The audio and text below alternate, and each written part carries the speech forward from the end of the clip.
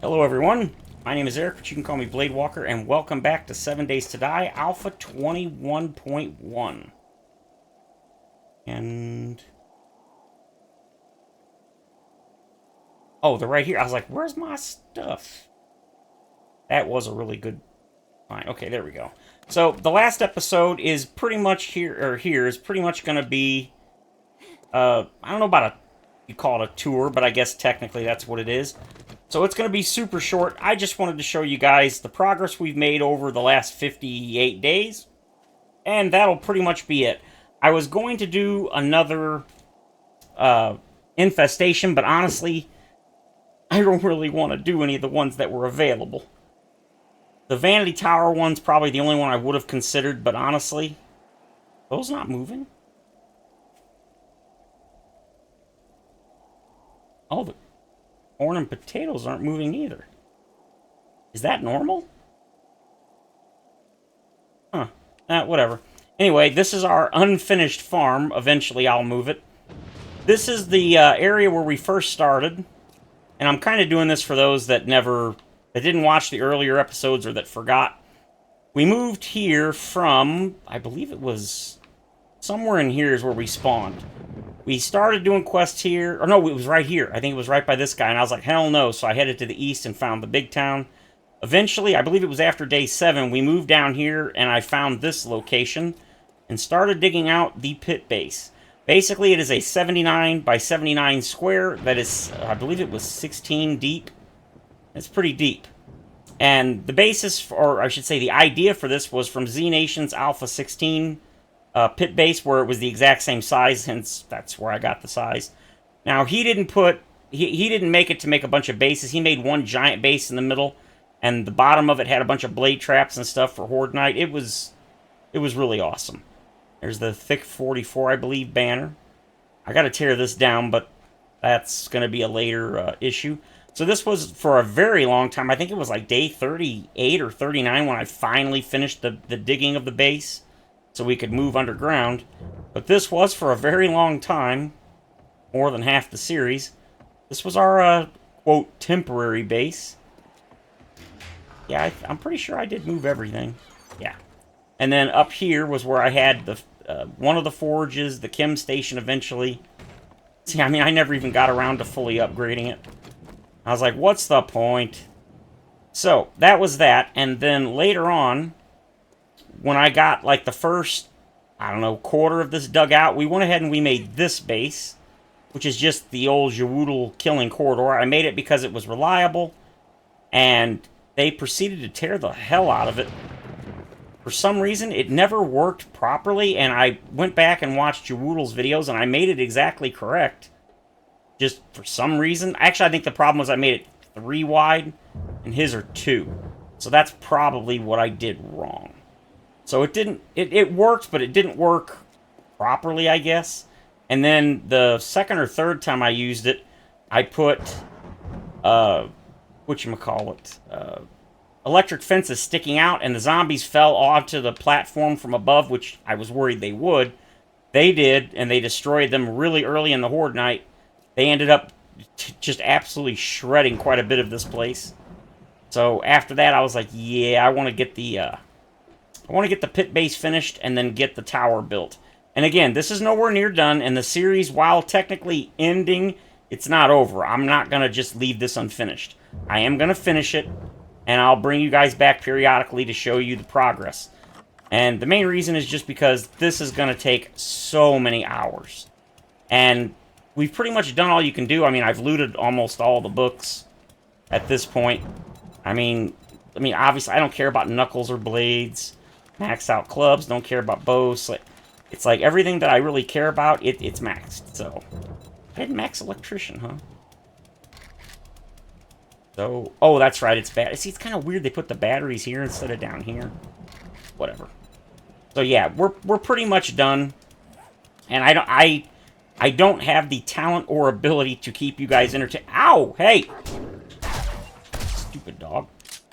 To keep you guys entertained while building or digging. So, that's an idea. I may bring you guys back occasionally for, like, some digging streams or something. But basically, this series, I've enjoyed it, but for some reason, it just isn't doing well. Like, there's really, it's getting less than, well, under half the views that I normally get on most of the episodes. One or two of them recently got like 300 views, and it was like, I think it was like the last Sunset Nursing Home Infestation Quest episode. I don't know why that one got like over 300, but then everything before and after it was like 50. I genuinely do not know. So this was our first horde base here was over there. I'll show you guys that shortly. But this one is the last one we made. I need to repair it and everything because day 63 is going to be here before we know it. But this is one of my favorite bases, honestly. And it works pretty well. They did shred it a little bit. But I think part of this is probably from all of the bullets. Because believe it or not, bullets do damage to blocks. If you look at a shotgun specifically, it tells you how much block damage they do.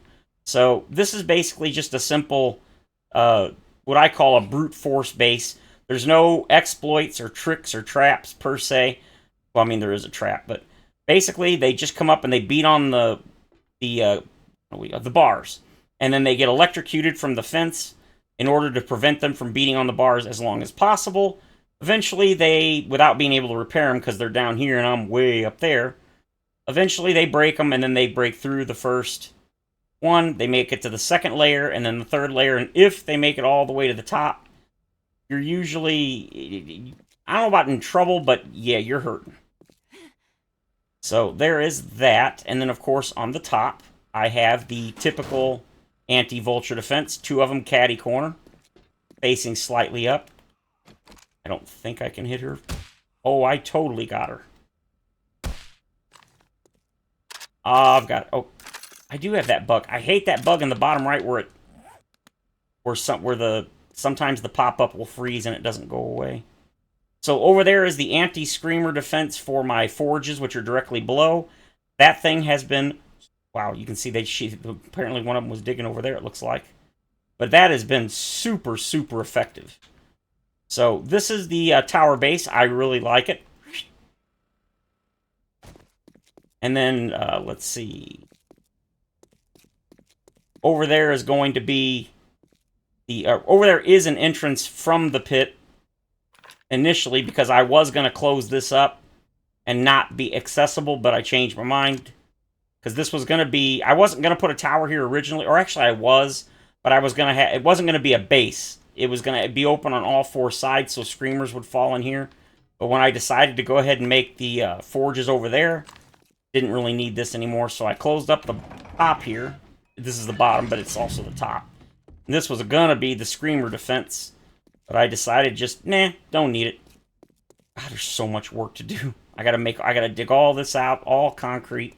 So this is the entrance. That goes to the gyro landing pad. This is our semi-temporary layout with our stuff. I still love that clock. I wish it worked. I use the mini bike to get from here over to the forges way down there, which we'll look at in a moment.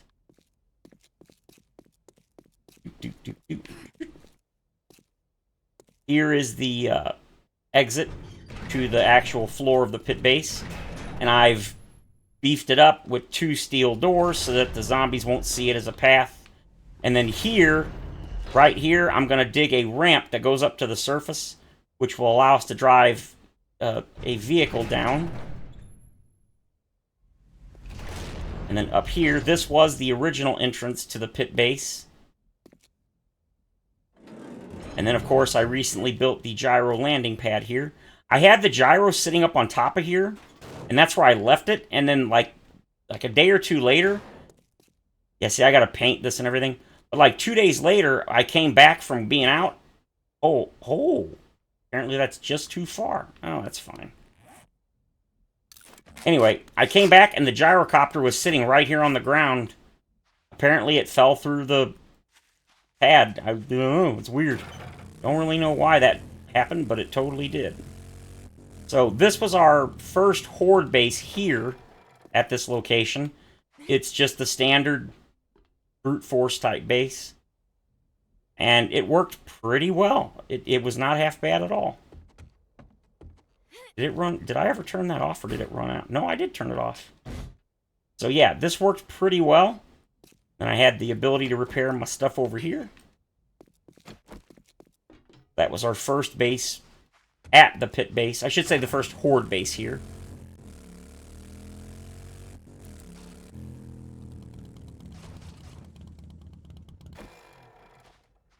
No, this wasn't. Okay, yeah, this was not. This was me. I dug out some of the iron, and I meant to replace this with dirt, and I just forgot. But yeah, this is our pad that basically defends against screamers. Looking perfectly fine. So that worked pretty good. Now, you might be wondering what these little... Are you shitting me?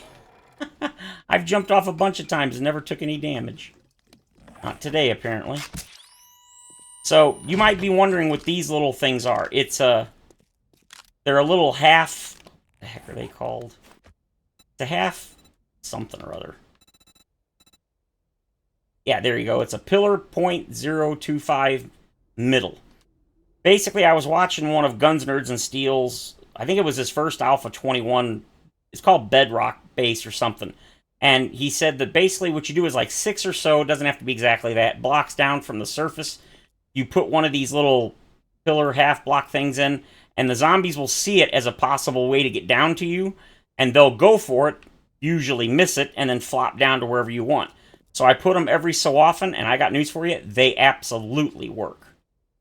So I put those every so often, and you see I just randomly threw them. I didn't actually count the spaces in between or up and down. I just threw a bunch of them all over, and that definitely... During Horde Night, they'll fall down regardless here, but the roaming hordes and stuff, they'll just sit there and they'll walk along the top. I haven't actually observed a wandering horde since I put all these in, so I'm not sure if they'll fall down unless they see me. But if they see me, I'm pretty sure they'll run to one of these and then go down. So, yeah, this is going to take a long time. So there's all of that, and I think that's most... Oh, I didn't show you the actual forge room.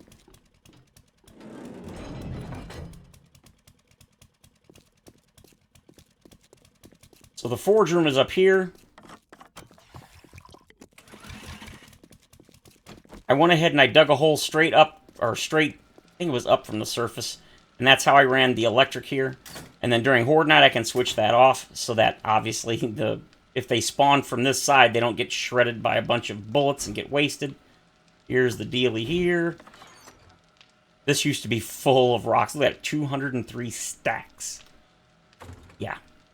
So, yep, this is my forge room. I've got two concrete there, and then these two are for steel, forged iron. This one is specifically for, as you can see, casings for bullets. These bad dogs, I've got so much stuff crafting in them that, as you can see, I've got that 7,500, and then whatever's in here, yeah, 30,000. Oh, the stack mod that I added, for some reason, it increases the limit in the forges to 50,000. I don't know how or why. I ain't asking. I'll take it. It doesn't seem to bug out or anything, so not complaining. So I think that's pretty much it. Like I said, this was going to be a short episode, since there really isn't much to show technically. I mean, we've both made a lot of progress, and seemingly none at all for being 58 days / 58 real-life hours in. I love this mod. Click. Oh, that's right. I turned that off before the horde, I think. There we go. Ecog. Water. Tuna fish. Pretty can. Oh. Mods. Shotgun, but are you kidding me? Another auto shotty? You freaking kidding me? Oh, not what I meant to do again.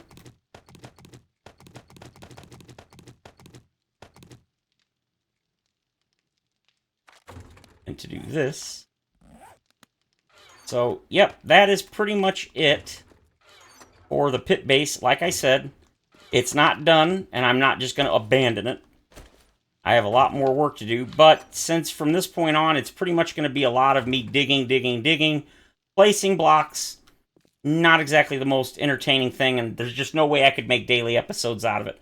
I've actually been struggling to make the last couple of episodes since I've reached this point, and I've been debating, do I want to continue? Did I want to change it from like 3 episodes a week, something like that, or maybe 4? But just truth be told, the series isn't doing well.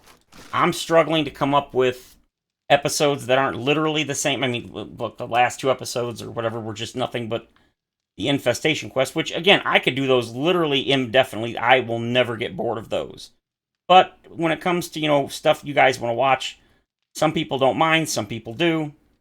But the viewership is way down. So we're going to go ahead and move on to another series. As I said, by the time this comes out, it'll be Friday.